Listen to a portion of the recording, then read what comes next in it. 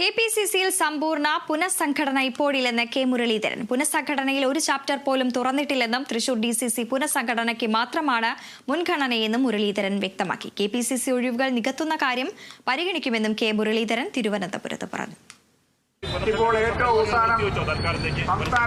ഇന്നലെ വ്യക്തമായിട്ട് K C വേണുഗോപാലും പറഞ്ഞിട്ടുണ്ട്, ദീപാദാസ് മുൻഷിയും പറഞ്ഞിട്ടുണ്ട്. പിന്നെ എന്തിനാ ആവശ്യമില്ലാത്ത ചർച്ച? അങ്ങനെ ചാപ്റ്റർ ഇല്ല. ചാപ്റ്റർ തുറന്നാലല്ലേ അടയ്ക്കേണ്ട ആവശ്യമുള്ളൂ. ചാപ്റ്റർ തുറന്നിട്ടില്ല. അല്ല, അതിൽ തൃശ്ശൂർ DCCയാണ് പ്രയോറിറ്റി കൊടുക്കണമെന്ന് ഞാൻ ആവശ്യപ്പെട്ടു.